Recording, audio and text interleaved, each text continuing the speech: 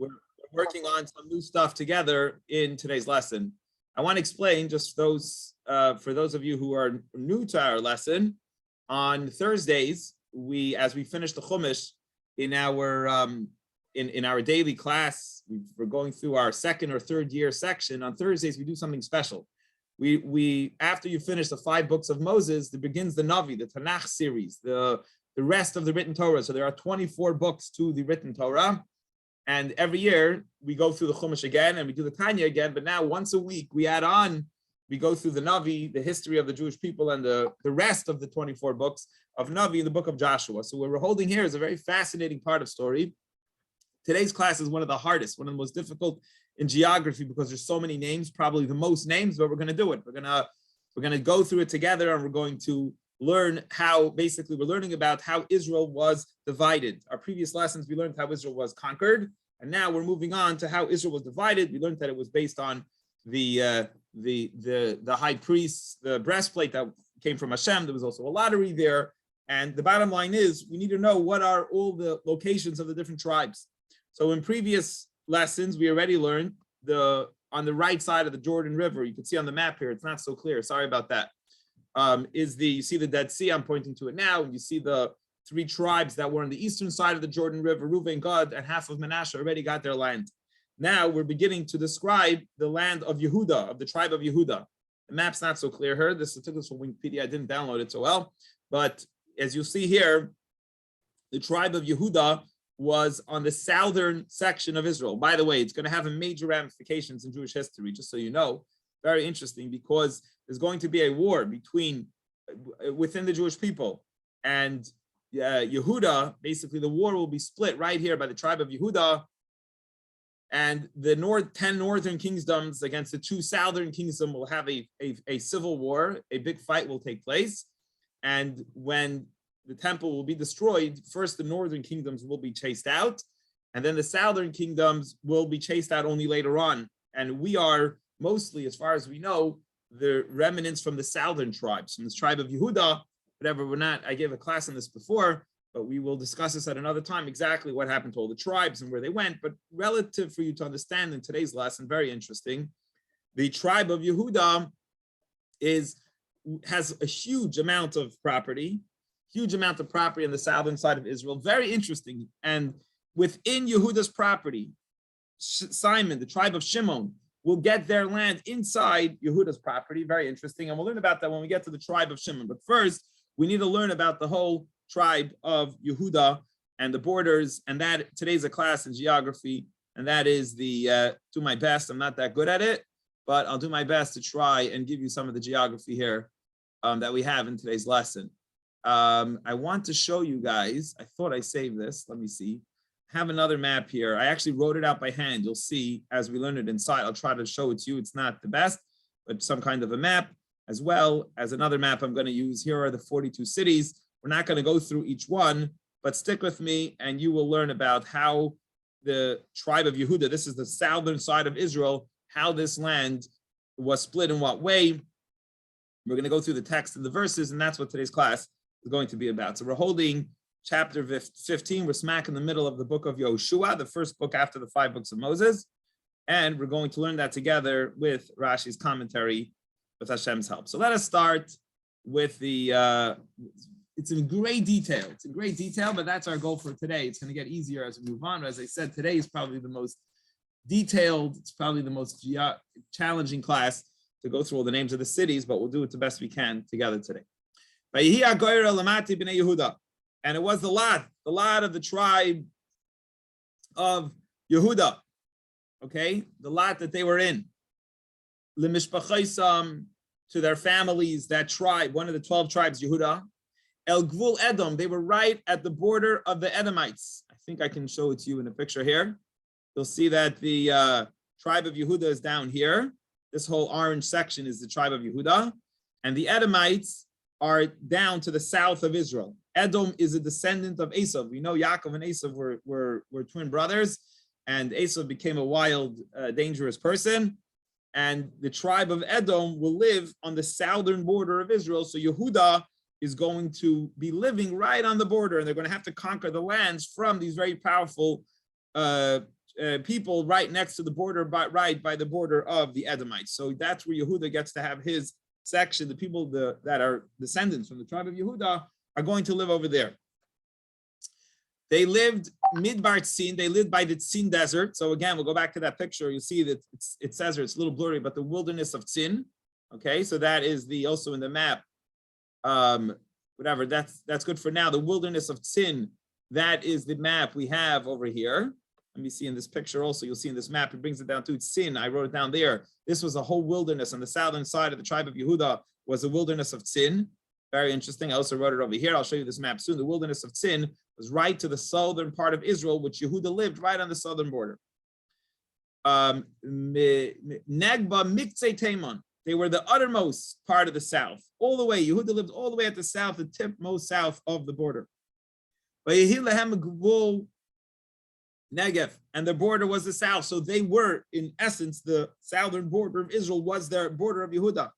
But who was? He says, what was the, where did their eastern border go from? He's going to start where, or the southern border. Where did it begin from? From the Yad HaMelech, from the sea salt. That's a very easy description to bring, as you can see even in any map that you look at. Yehuda, the southern border, this is going to be the eastern border, which we'll talk about soon, but we want to start with the southern border. The southern border started from the tip of the Dead Sea, from the edge, the tip of the Dead Sea, as you see in this other map that I have here. See the Dead Sea right here, the southern border of Israel starts to go out towards a place called Mala Akrabim, which you'll see in a minute. The southern border starts to spread out a little bit, and then like a diamond, it spreads in, like we're going to see inside the Navi now. So the southern border begins from the edge, the tip of the Dead Sea. From the tongue, from the edge, from the tip of the Dead Sea, which is on the south side of the Dead Sea, starting from there. And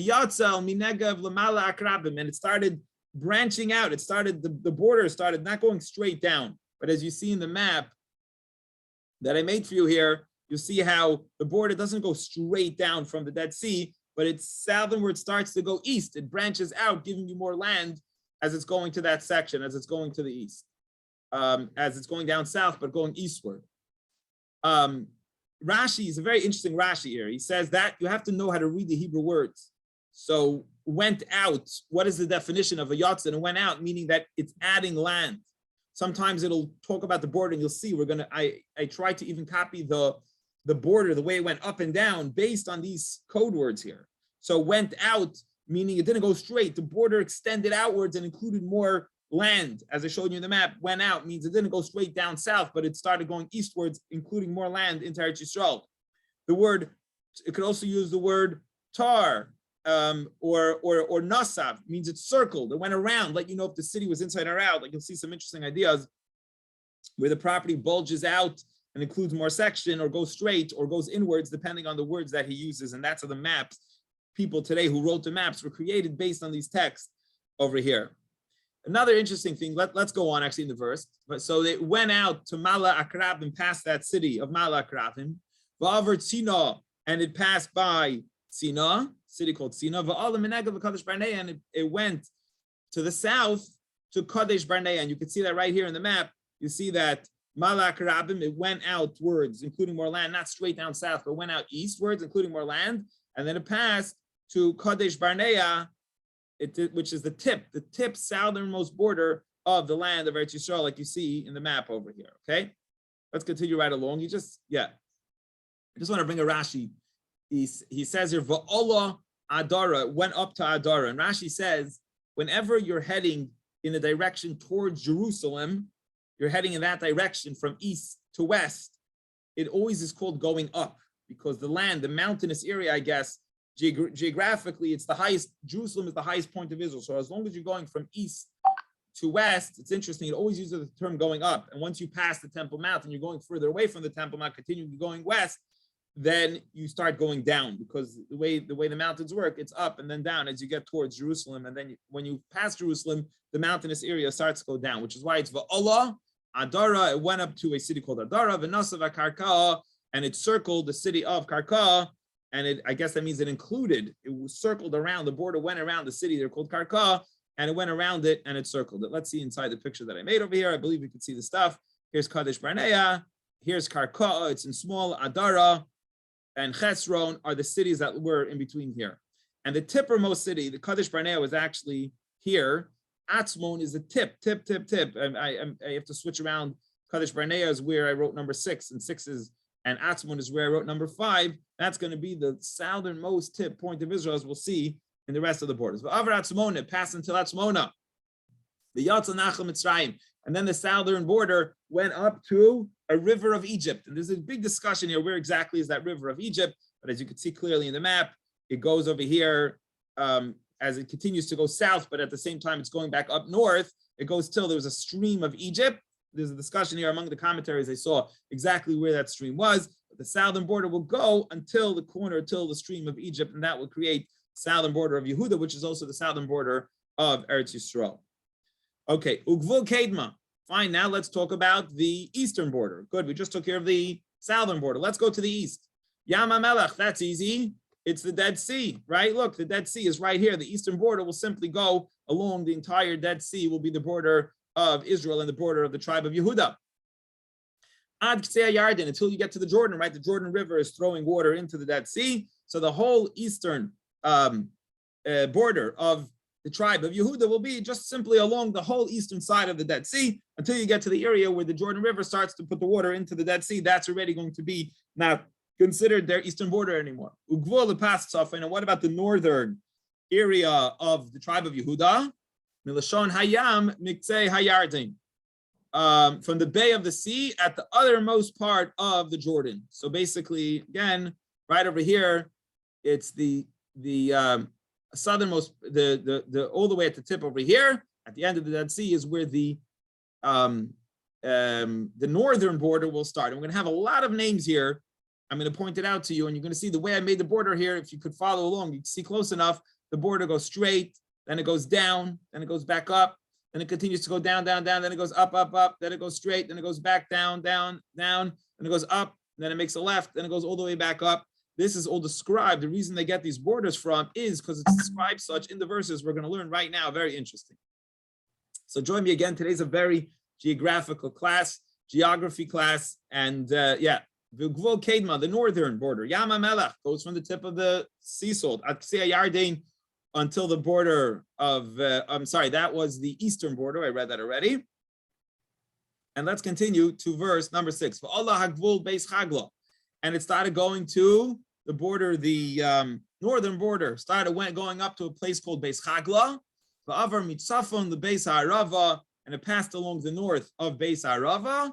Va'ala Hagvul, and continued to go upwards as the northern border continued to go up to a place called Evan Boyhan ben Ruvain, the stone of the son of Ruvain. And this is a discussion among the commentaries why it's called that. But to show you inside, so here's Beis Chagla I mentioned, and it continues to go up to the stone Evan Bohan right over here. I wrote down the name. It's Evan Bohan over here. Okay, let's continue inside our text over here. Ba'ala Hagvul Dvir. It went to a place called Dvir. It continued to go upwards towards Dvir. You'll see that in the map right over here. Allah Dvir. See, Dvir is right over here. Then it's going to go down after Dvir. We'll see inside here. Me'emek Achar, from the valley of Achar. V'tzafayna Paina El HaGilgal. And so northward facing Gilgal. Now, Gilgal is the name of a city which is different than we had the name Gilgal, which when the Jews arrived in Israel, they lived in a place called Gilgal. But this is another city. The commentary, all this is fascinatingly discussed. By the way, there's someone who wrote a book, one of the commentaries that I'm reading, he literally went from all these places and found like resemblances of the valleys and the stones even. It's very, very cool. But we're just giving a basic overview going through this with the Rashi commentary. Okay, so you see how like, Asher Noichach Lemali Adumim. It is facing a place called Mali Adumim. Asher Menegev, that's to the south, Lenachal of the valley. Va'avar Hagvul Esmei Ein Shemesh, the border passed by a place called Ein Shemesh. V'hayu Toitzois El Ein Roigol, and its goings went all the way to it spread out to a place called Ein Roigol. So to show you in the map over here, Ein Rogel, you see the word Ein Rogel here. And by the way, what's right next to Ein Rogel? That is Yerushalayim. So we're getting closer. We're heading literally to Jerusalem. Now, here's going to be something very interesting, which you might not have known. The reason why the tribe of Yehuda lived longer, the southern countries, the two tribes lived longer than the northern countries, was because Jerusalem was the Beis Hamikdash, the temple was in their midst. So it's simply one of the reasons they give it. It kept them more God-fearing and close to Hashem, and they didn't start serving idols till a later point in time. And they stayed in Israel for 100 years longer than the northern tribes even. Now, where Jerusalem, many people think that it was actually in Yehuda, because like it's telling you that the border is, but the truth is it's not true. Jerusalem was actually in the tribe of Benjamin. Benjamin, if I go to the other map that I had here, you'll notice that there's a small swath of land. It's hard to see over here from this picture I took, but the Benjamin tribe is sticking right into the tribe of Yehuda, of Judah. And that's where Jerusalem was. So Jerusalem was right on the border of Judah, but it actually was not in the tribe of Yehuda. It was actually on the tribe of Benjamin. But Benjamin was right on the border. So you'll see that in our text, right over here in our text that we're reading. You'll actually see that inside. Here, you see he writes here, there was a steep canyon without water. That's what's the name of where it says there was a valley there. And by the way, another interesting Rashi here, it's called Ein Rogel, which means Rogel actually comes from the word Rashi, says raglayim, feet. He says people used to wash their laundry there. And how did they wash their laundry? They would step on it with their feet. So it's called the spring of the feet because people would tread on that, on their clothes with their names. So a lot of the names are coded for actually other ideas and events that would also take place here. It's very, very interesting. The border went up to a place called Behinom. El Kesef Hayavusi, to it shouldered and went up to the side of the Jebusites. Now, Minegev to the south, but he Yerushalayim, and that is Yerushalayim. So it went up to the border of Jerusalem. So Yehuda, as I showed you in the map just before, is literally bordering the city of Jerusalem between its two, and that's why Jerusalem is counted as one of the names of the border cities between Yehuda and his neighboring tribe of Benjamin. Now, why does it call it the Jebusites? Why is it called the Yevusis? Why doesn't it call it Yerushalayim? So here, Rashi tells you, first of all, Rashi tells you here, you'll notice in the commentary, Jerusalem is found to be on the outside of the line and not in the boundary, but in the boundary of Benjamin. It was right there. And you'll see that they actually did not conquer Jerusalem. They did not conquer Yerushalayim here. As I told you in the beginning, a couple days ago in our lesson, that they divided the land even before fully conquering it. For 7 years, there was a major war in conquering Israel, but they did not finish the job. And then they went and they split it because Joshua will pass away and the tribes will be responsible for conquering it on their own. Specifically Jerusalem, we're going to learn something very interesting. I believe it's going to be in today's class, that they did not conquer the land of Jerusalem because of a previous deal that they'll keep peace with them. And well, I think we'll see it in a little bit in Rashi. I don't want to jump ahead here, but that is where Jerusalem was smack in the middle of the border between Judah and Benjamin and the tribe to the north of it. Batar Hagvul, and the border circled. Mirosh Har, from the head of the mountain, El Mayin Mei Niftoach, from the fountain of the waters of Niftoach. So it circled around it, included that city in its borders. The Yatzel Are Har Ephron, and it went out to the north. The border started going north to the city of where is it over here? Let me show you in the map. Mount Ephron. You see, so Jerusalem is here. Now it says that the northern border is going upwards. The northern border is also going northwards as it's starting to include more land and going into the tribe above it. Vitar Hagvul Bala Hikirias Ya'arim, and it circled to Baal, a city of Baal, which is Kiryas Yereim, which is called the city of Kiryas Yereim. Okay, let's go on. V'nasav Hagvul mi Bala Yama. And the border city continued from Baal Yama going westward, right? It's going westward towards the Mediterranean Sea. It continues going westwards and northwards. V'avar el Kesef HaYereim, and it's passed along the side of Mount Yereim, Mitzvona, to the north. He Salain v'Yared Beishemesh, and went down to a place called Beishemesh. V'avar Timna, and it passed on to a place called Timna. So let's see, continuing here, let's see in the map, which we spoke about over here. Here's Timna. So we see the mountainous region continue to go, went down, and then it's going to go up all the way, branch northwards up to the Mediterranean Sea. Let us see the next verses over here. It went out, and the border went out to the side of Akron. Tzifona, to the northwards, Vitar Hagvul Shikrona, and it passed by, bordered and circled Shikrona, V'avar Har Habala, and it passed by Mount Bala, V'yatza Yavniel, V'yita Tzaisak Yama, and it went out to a place called Yavniel, until it went out to the sea, to the end of the boundary of the sea, and that is, which is its westernmost boundary, where it got all the way till the Dead Sea. And it's very easy to tell you the western border because it's the Yama, it's the Mediterranean Sea. It's the Great Sea. And that Mediterranean Sea is the western border of Yehuda, and that is surrounding up the entire families. And that, my friends, is the tribe of Yehuda, and the borders that we just enumerated to you. We went through, we started off with the Dead Sea, the tip of the Dead Sea, creating the whole southern border up to the Mediterranean Sea at the southernmost part. Then we went up and told you the Dead Sea itself was the eastern border of the tribe of Yehuda. Then we gave you all the cities that were along the border here till it got to over here, which I guess is where the Mediterranean Sea is. And then obviously as it went down according to along the western border, it just simply went down till the southern tip, creating and circling, and that is the tribe of Yehuda, what they had. We're not done yet. Where did we go here? Got lost here something. 1 second, guys. Sorry. Okay. Continuing right along. Now, something interesting. We mentioned this already in the previous lesson, but one of the people in the tribe was a man called Kalev ben Yefuna. We got to talk about him for a little bit. We're going to mix in a little bit of a story into all this geography over here that we're talking about. Kalev ben Yefuna, we spoke about in the previous lesson that we had, is that he was one of the, remember, Moshe, just to recap everyone in the story, Moses sent 12 tribes to Israel. 10 of the 12 tribes said, we can't conquer Israel, we're staying here, and the Jews were punished for staying in the desert for 38 years till everybody died out. Besides, 2 elderly men lived. All the women, they weren't part of the group that didn't want to go up. The women all lived, but all the men above, I think it was 20 years old, they all ended up passing away in the desert, whoever was 20 years old and up at that time. Besides 2 people, 2 spies came back with a good report. They didn't get caught up in the slanderous accusations of the spies. Who were they? This guy, Kalev ben Yefuna, and the leader who took over Moshe was Joshua, Yoshua. So if you in the previous lesson we learned that Kalev ben Yefuna, Kalev, the son of Yefuna, went to Joshua and said, Moses promised me the city of Hebron as a gift for coming by with a good report. And here he's going to give him Hebron. Let's just go to our map to see where Hebron is.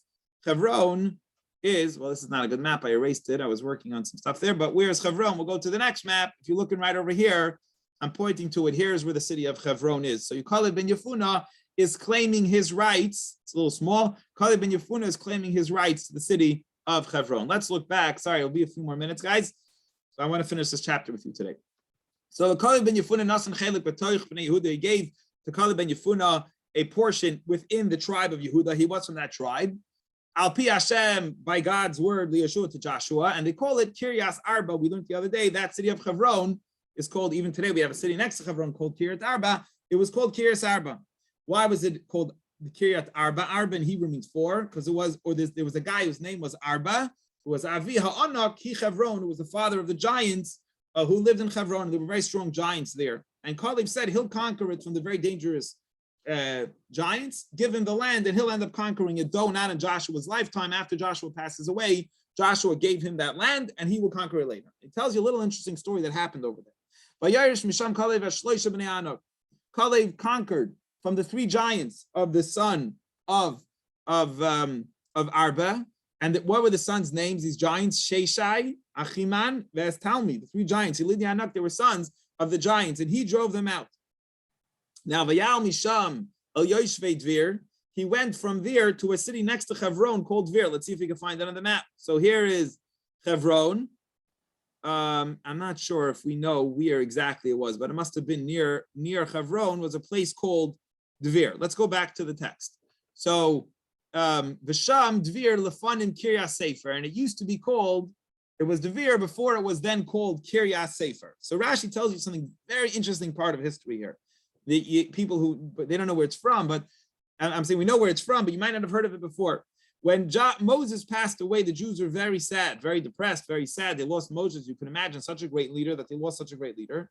And so a terrible thing happened. In their sad state, they forgot 3,000 laws. 3,000 halachas were forgotten. Simply imagine the Jewish people all of a sudden forget 3,000 laws.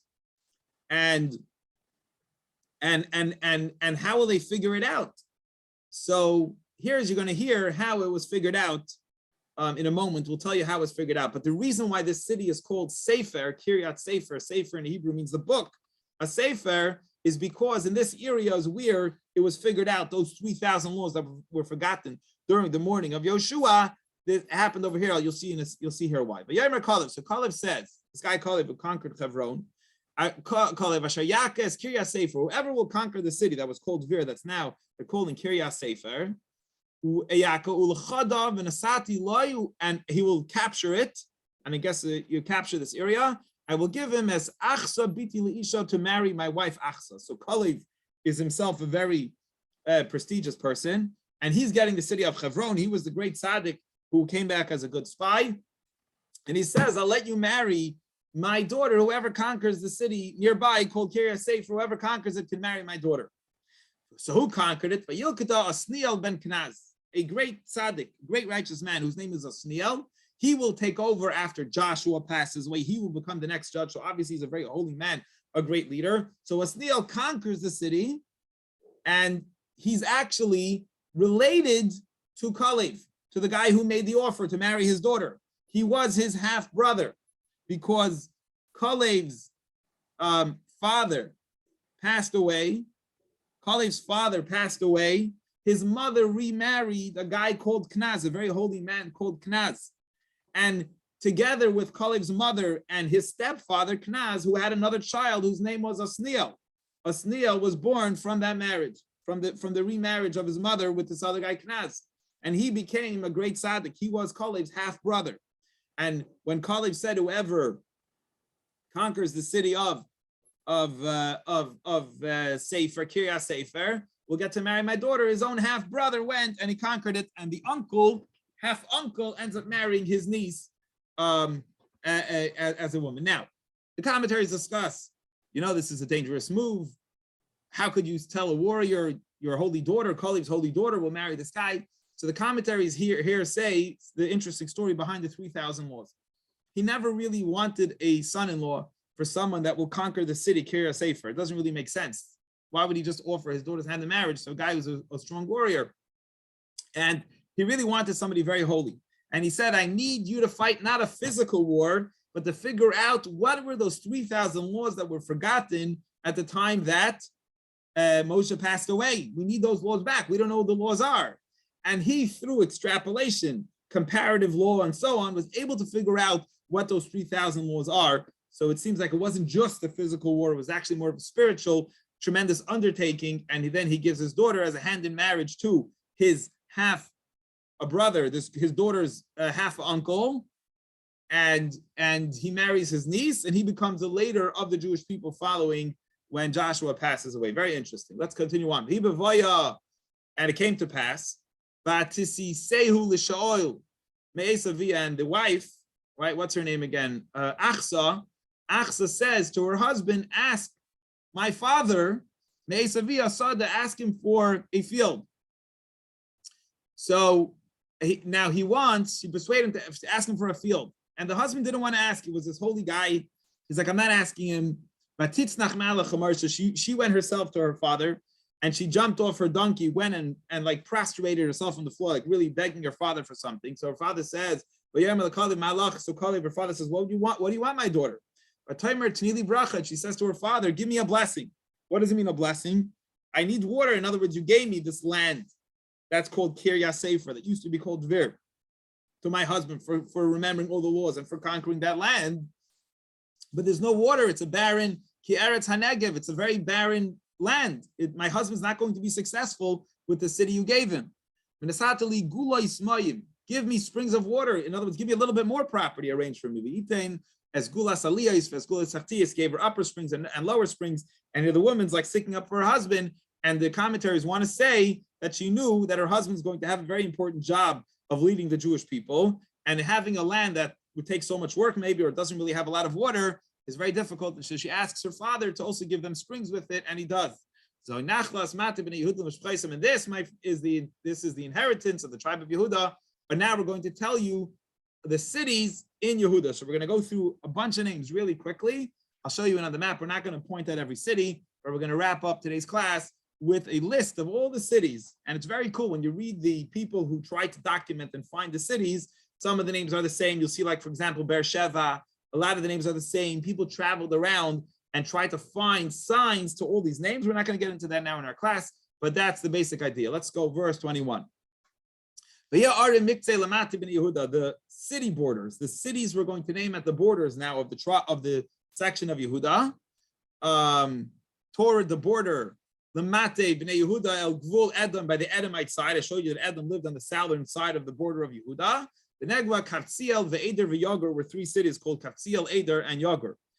And Rashi says he's only listing here the names of the cities that were actually on the border, not all the big cities which they captured on the time, but the names on the cities. And here's a list: V'Kina, V'Dimona, V'Adada, V'Kedesh, V'Chetzron, V'Yasnon, Ziv, V'Telem, V'Oles, V'Chatzer, Hadata, V'Kiryas Chetzer, Nichatzer, Omnam, Omam, Ushma, Moilada, V'Chatzer, Gada, V'Cheshmoin, Uveis Pelet, V'Chetzer, Shol, U'Beersheva, U'V'Yoisa, Bala, V'Iyim, V'Atzim, V'Eloistar, V'Chsil, V'Charma, V'Tzaklag, Umedamina v'sansana, ulevois v'shlichim v'ayin rimon, kol arim, es invitation v'chatzrein. There was a total, he says here, of 29 cities. The problem is, I know I read it very quick, but if you would be counting with me, how many cities I just mentioned, I actually mentioned 38 cities, not 29. So the Torah sums it up in verse 32 and tells you that Yehuda had 29 cities. Why is it that if I were to count it, I would actually come up with the number 38? In other words, there is 8 extra cities mentioned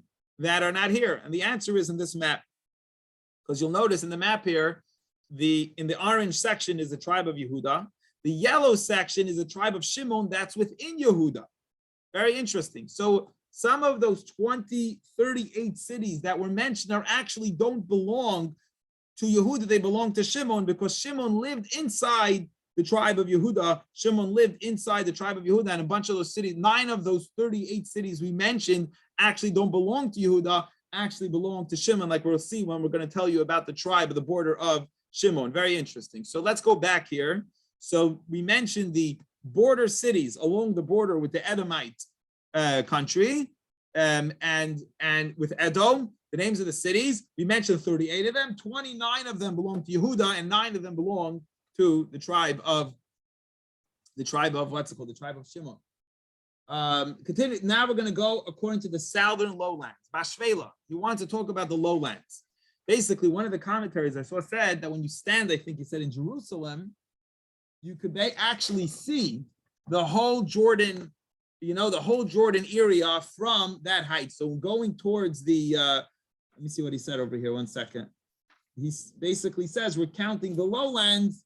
He says, sorry, I don't know if I can find it right now. Yeah, this book called Tfuas Haaretz, who went around and tried to find all these areas. He writes that the entire valley of the Jordan, as well as the Mediterranean Sea, can be seen from the mountains which are to the west of Jerusalem. So if you go to the mountains west of Jerusalem, you can see this whole area, the section that he's talking about over here. Let's read it inside. So Bashvela, on the lowlands, and first he's going to go through the northern lowlands, okay? Eshtoil, Vitzira, to Vashana, Viznoyach, Vein Ganim, Tapuach, Veinayim,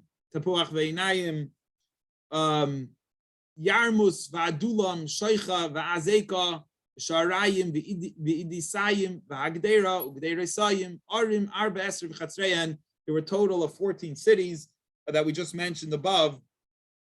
Rashi breaks it down that there was one place called Ein Tapuach. It's really one. Tapuach is a spring, and Ein Tapuach is the same. In other words, there's 2 names there here. Tapuach, V'ha'inayim are not 2 separate cities. Tapuach and Ha'inayim are really one city, and that's how you get the number of. That's how you get the number that we're talking about here. The number of what did we say? 14. And so the northern side. I wanted to just do this quickly. We go to Google Maps and see if we could just, I don't know, bring Israel up here, and we'll see maybe if we could see that area. So Jerusalem, we know, is at the Yerushalayim. Here's Beersheba. You see this whole area. You know Hebron. Here's Jerusalem. Hebron was a city that Kalev took. We mentioned Beersheba. So I guess he's saying if you stand on the mountainous area, I want to bring up the how do you get the images of, sorry, one second. How do you get to look like a map, to see the terrain here? Is this how you do it? That. Here we go. So basically, if this whole Dead Sea was the border, Jerusalem was on the border of Yehuda, very interesting. It went along here, up and down. And he basically says, if you're standing over here on the Western Mountains, you can see the whole area of the low, which he calls the lowlands, and he divides it into 4 sections, into the northern sections, the southern lowlands, the eastern lowlands, and then we'll talk about the mountainous region. So let's go through as he divides up the different sections in where the northern, I guess it means the northern section, and then we'll go through the southern section, what he calls the lowlands, and then we'll go through the eastern section, and then we'll go through the that basically that area. Let's see the text inside. We'll break it up for you over here. Okay, so verse 33. Ashvela, Eshtoel. So in the lowlands, specifically, we're talking about in the northern lowlands. Eshtoel, Vitzara, Vashna, Viznoyach, Vein Ganim, Tapuach, Veinayim, Yarmus, Vadulam, Sheikha, Vazain, Sharayim, Vadisayim, Vagdera, Vagirsa, Arim, Arbesir, Vchatzei, and we counted a total of 14 cities that were in the northern lowlands. Moving right along, verse 37, we're going to talk about the southern lowlands. List them now. Vitzana, V'chadasha, Umigdal Gad, Vidilon, V'hamitzpeh, V'yaksia, Lachish, V'vatzkas, V'eglon, V'chaboin, V'lachmos, V'chislish, Ugderes, Beis Dagon, V'namo, Makeda, Arim, Sheish, Eser, V'chatzei, and that gives us a total of 16 cities that were in the southern lowland. Moving on to the eastern lowland, we go to Livna, V'eser, V'ashan, V'yiftach, V'ashna, V'nitziv, Ukiala, V'achziv, Umarasha, Arim, Teisha, V'chatzei, and there was a total of 9 cities in this section. And now verse 45, we're going to go to the southwestern shore region, southwestern shore region in verse 44. He separates that. Ukliya, V'achziv, Umaresha, Arim, Teisha, V'chatzei, I'm sorry, Ekron of Noiseha, V'chatzera, Ekron with the towns around it, V'chatzerisa, and the villages, Mekron, V'yama, Kolasher, Kolasher al Yad, Ashdod, near Ashdod, V'chatzrein, and their villages, Ashdod, B'noiseh, V'chatzera, Aza, B'noiseh, and then Aza, Gaza, with its towns, that whole section, V'chatzera, Anachel, Mitzrayim, V'yama, Gadol, Gvul, and the border of the coastal sea, the Mediterranean Sea, will be over there. So we could just go back to our map for a second, this map that we had. You'll notice that inside, we said Ashdod, right? We had a bunch of cities here that was counting this whole section along the Mediterranean Sea that he just counted. We're almost done. Continuing on along verse 48. Uvahar, and in the mountainous region. I think if you see that on the map, what is he considered the mountainous region here? I think he says maybe mountains of Yehuda. I guess this region is considered the mountains of Yehuda, right? I wonder if we go to the map here, right? So the mountainous regions, perhaps, is what he means, is this whole section here is the mountainous regions. Let's go back in the text. Uvahar, Shamir, V'yatir, V'sheicha, V'dano, Ukirasana, Hidvir, V'anov, V'eshtmoya, V'onim, V'goyshen, V'chaylon, V'gilei, Arim, Achasas, V'chatzin. There's 11 cities over there in that section that he is talking about over there. Let me just give you the last section over here that we have. Okay, continuing right along. The Goyshen, the Choylan, the Gila, Ardamachas, then we have verse 52 on base. This is the boundary of the wilderness of Yehuda now. Okay, so the Goyshen, the Choylan, the Gila, Ardamachas, 11 cities. Ara, the Duma, the Eshon, the Yanum, Vastapuach, Vafeka, the Chumta, the Kiras Arba, Hechevron, and now we're going to like the Chevron area. It's Tzir, Arim, Tesha, Vachatzrei, and Tzir, that section is 9 cities are in the boundary of the wilderness, what he calls the wilderness of Yehuda. He counts Don, Ma'on, Carmel, Vizif, V'Yuta, V'Yazriel, V'Yaktam, V'Znoyach, Hakayin, Give of Simna, Ardim, Eser, Chatzein is another 11 cities in this section. Chalchal, Beis Sur, Ugdor, Umaras, Beis Anis, Ve'el Tekoin, Ardim, Sheish, V'Chatzein, another 6 cities in Kiras Baal, Kiras Yarim, V'Harba, Ardim, Shteim, Shnayim, V'Chatzein, 2 cities with their villages. By Midbar, Beis Harava, Din Uschacha, in the wilderness was Beis Harava, Din and Sachacha, Vehanivshon, the Ir Hamelech, the Engedi. Here you have the city of Salt and Engedi, Ardim Sheish V'Chatzrein, which have 6 cities in the Engedi. We know that area where Engedi is. That's a Yevusi. However, the Jebusites, I told you that's where Jerusalem was. Yoshvi Yerushalayim, they were allowed to live in Jerusalem. This was not the famous Jebusites that we talk about, the 7 tribes. It was a specific family that was under the family of Jebusites. Bnei Yehuda, the sons of Yehuda, the Yehuda tribe, could not chase them out. Those were the people who lived in Jerusalem at the time, so it wasn't allowed to be conquered. By the way, later on, King David will purchase it from Arnon, the Jebusite, because again, they weren't allowed at that point at least to chase them out. They were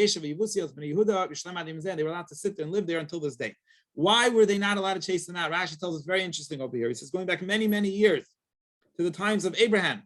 For those of you who know the story, Abraham, the king of the Philistines, the Plishtim, Avimelech, his name was Avimelech, came to Avram and said, I see you're being so successful. I want to make a peace treaty with you, that you children and my children will forever make peace with each other.